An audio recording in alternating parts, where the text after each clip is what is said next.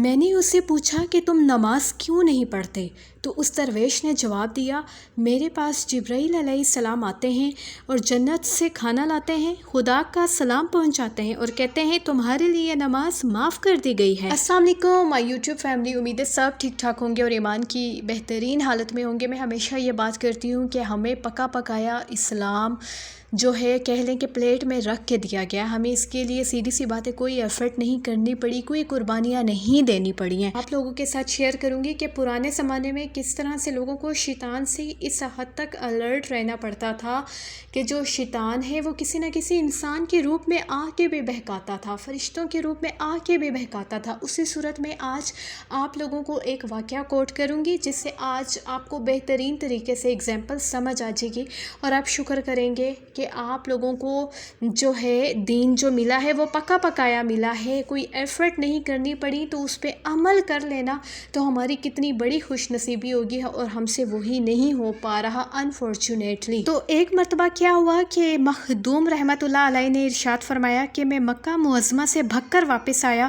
تو وہاں لوگوں نے مجھ سے کہا کہ آلور کے پاس ایک پہاڑ کے غار میں ایک درویش رہتا ہے جو یہ دعویٰ کرتا ہے کہ اللہ نے اسے نماز معاف کر دی ہے۔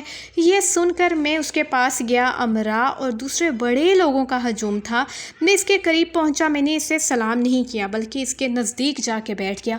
پھر میں نے اسے پوچھا کہ تم نماز کیوں نہیں پڑھتے؟ حالانکہ حضور پاک صلی اللہ علیہ وسلم کا ارشاد ہے کہ مومن اور کافر کے درمیان نماز کا فرق ہوتا ہے۔ تو اس درویش نے جواب دیا کہ میرے پاس جبرائیل علیہ السلام آتے ہیں اور جنت سے کھانا لاتے ہیں، خدا کا سلام پہنچاتے ہیں اور کہتے ہیں کہ تمہارے لیے نماز معاف کر دی گئی اور تم خدا کے خاص مقرب ہو۔ میں نے اس درویش سے کہا کہ یہ کیا بیہودہ بکواس کرتے ہو، محمد رسول پاک صلی اللہ علیہ وسلم کے لیے تو نماز معاف نہیں ہوئی تو تم جیسے کے لیے کیسے معاف ہو سکتی ہے؟ وہ جبریل نہیں شیطان ہے جو تیرے پاس آتا ہے اور تجھے دھوکہ دیتا ہے۔ جبریل تو وہی لانے والے فرشتے ہیں جو سوائے پیغمبران علیہ السلام کے کسی کے پاس نہیں آتے۔ رہا وہ کھانا جو تمہارے پاس آتے ہیں وہ سراسر غلیظ کھانا ہے۔ اس درویش نے کہا لیکن وہ کھانا تو بہت مزیدار ہوتا ہے اور میں اس میں بہت لذت محسوس کرتا ہوں۔ تو میں نے کہا کہ اب اگر وہ فرشتہ تمہارے پاس آئے نا تو تم لا حول ولا قوت الا باللہ العلی العظیم پڑھنا۔ میں دوسرے دن پھر اس درویش کے پاس گیا تو وہ مجھے دیکھ کر میرے قدموں میں گر پڑا۔ اس نے مجھ سے کہا کہ میں نے آپ کے کہنے پہ عمل کیا۔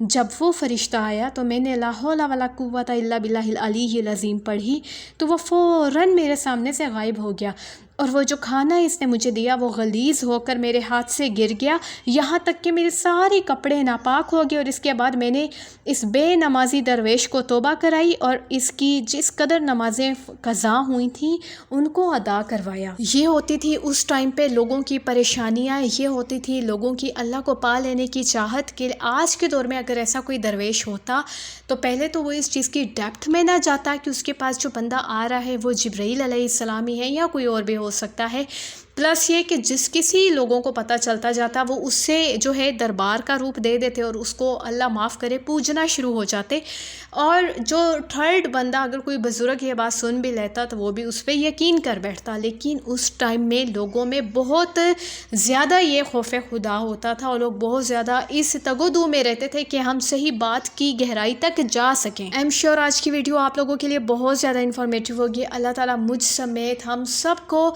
اپنی راہ ہدایت پہ رکھے، اپنا رکھیے گا خیال، ویڈیو کو لائک کر دیجیے گا۔ فی امان اللہ۔